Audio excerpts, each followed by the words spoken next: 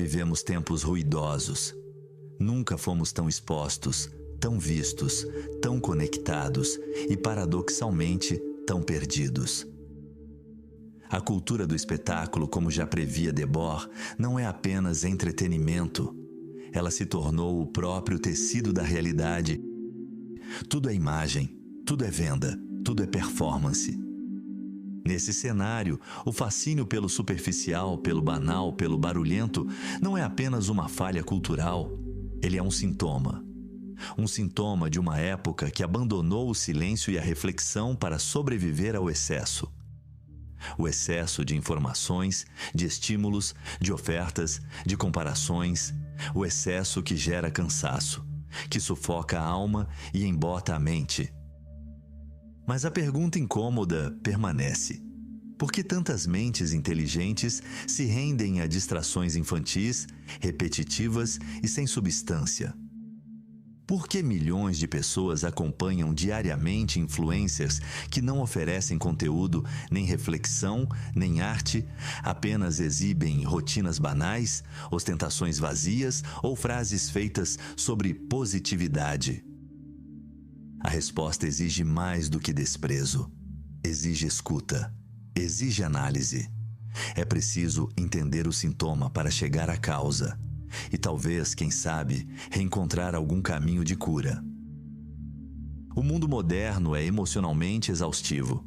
A ansiedade crônica, o medo do futuro, a precarização das relações e o bombardeio constante de informações criam um ambiente onde o pensamento profundo se torna um luxo. Pensar exige tempo, exige silêncio, exige enfrentamento. Mas quem tem tempo, silêncio e disposição para o confronto interior quando tudo ao redor exige pressa, performance e plasticidade? A distração é, nesse contexto, uma anestesia. O conteúdo raso funciona como um analgésico simbólico. Ele não desafia, não exige, não questiona. Apenas distrai, e isso, para muitos, já é um alívio.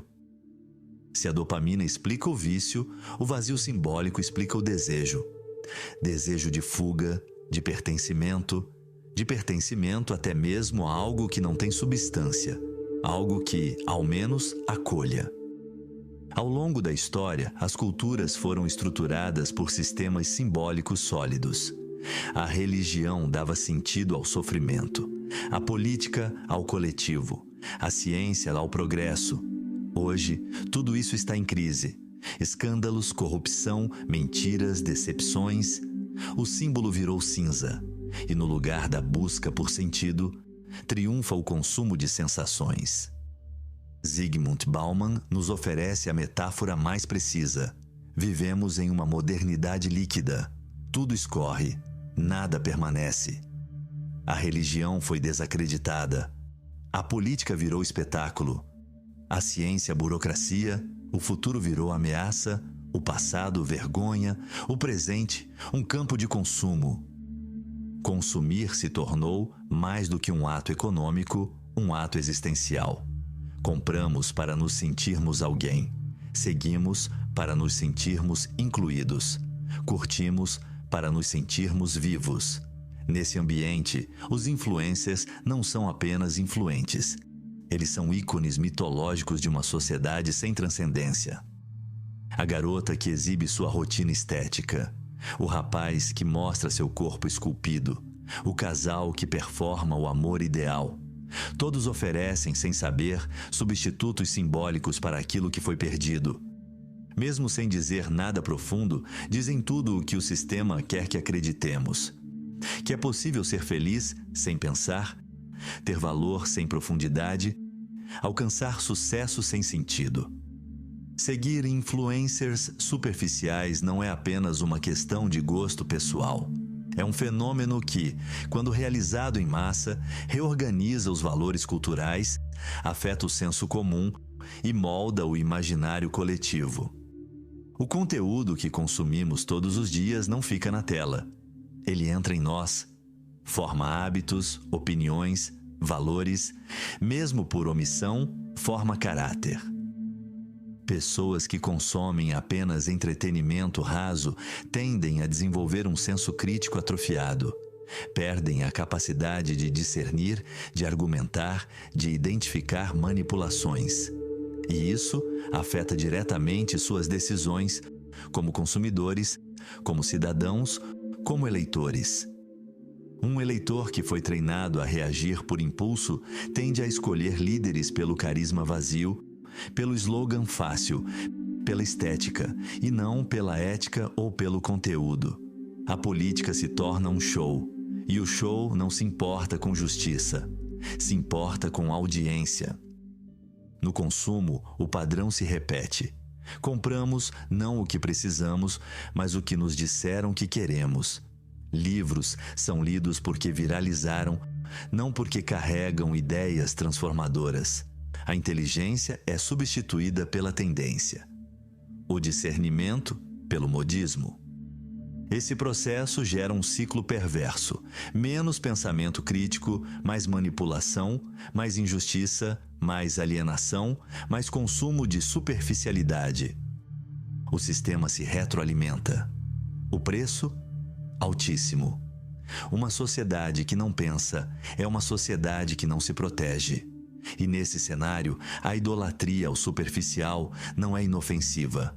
Ela é funcional ao sistema. Forma o tipo de ser humano ideal. Passivo, distraído, reativo, desinformado, viciado em dopamina, treinado para obedecer aos algoritmos e incapaz de sustentar uma ideia. Quando chega o momento de decidir, na urna, na criação dos filhos, nas escolhas éticas, o vazio cobra a conta. A distração não é neutra. Como disse Debord, vivemos em uma sociedade do espetáculo onde tudo é representação. Não se vive, se assiste. Não se participa, se consome. Isso enfraquece a política, a crítica, a solidariedade. O sujeito distraído é um sujeito desmobilizado. E isso interessa não só aos algoritmos, mas ao poder. A cultura da distração é uma estratégia sofisticada. Enquanto brigamos por trivialidades nas redes sociais, as estruturas permanecem intocadas. A energia que poderia gerar ruptura é dissipada em debates irrelevantes, escândalos fabricados e rivalidades tolas. Hannah Arendt, ao investigar o caso de Eichmann, mostrou que o mal pode nascer da incapacidade de pensar. Eichmann era banal. Seguia ordens. Sua estupidez era ausência de julgamento. Arendt chamou isso de a banalidade do mal. Nietzsche via na dúvida um sopro de vida. Pensar é romper com o conforto. É suportar a angústia, é perder certezas. Mas é também a única chance de liberdade. A burrice se apega ao dogma, à autoridade, ao senso comum, porque ali está o repouso. Apesar do ruído, ainda existe silêncio. Apesar da distração, ainda existe atenção. Apesar do vazio, ainda existe sentido. Mas o sentido não brilha, não viraliza, não aparece na vitrine. Ele precisa ser buscado. O valor verdadeiro está na leitura que transforma, na arte que incomoda, na conversa que desafia, no pensamento que desinstala, na espiritualidade que não se vende. Tudo isso exige disposição para o invisível. E essa disposição se perde quando estamos o tempo todo correndo atrás da próxima notificação. O sistema não teme a superficialidade, ele a promove. O que ele teme é o sujeito que para, que respira, que pergunta, que duvida, que resiste. Esse sujeito, mesmo sozinho, já é perigoso, porque resgata o poder de escolher com consciência, de dizer não, de criar. Resgatar o invisível não é alienar-se do mundo, é transformá-lo de dentro, é enxergar além das modas, dos filtros, dos rankings, é buscar densidade no que parece simples, verdade no que parece obscuro, humanidade no que foi reduzido à imagem.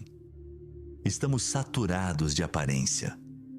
O mundo precisa, com urgência, de essência. Desde sempre, O mundo preferiu o conforto da ignorância à dor da consciência. A diferença é que hoje a ignorância é promovida por design, distribuída por tecnologia e celebrada como virtude. Mas ainda temos escolha. Seguir o que não tem valor pode parecer mais fácil, mais leve, mais divertido, mas no longo prazo custa caro. Nos rouba a profundidade, a clareza, a liberdade interior. Recuperar o sentido exige esforço, exige desacelerar, ser mal interpretado, ser invisível para não ser irrelevante. Em um mundo que premia o raso, cultivar o profundo é um ato de coragem. Pensar é um gesto político. Escolher o que tem valor, mesmo que não brilhe, é uma forma de resistência. Porque no fim, o que nos salva não é o que nos distrai, é o que nos transforma.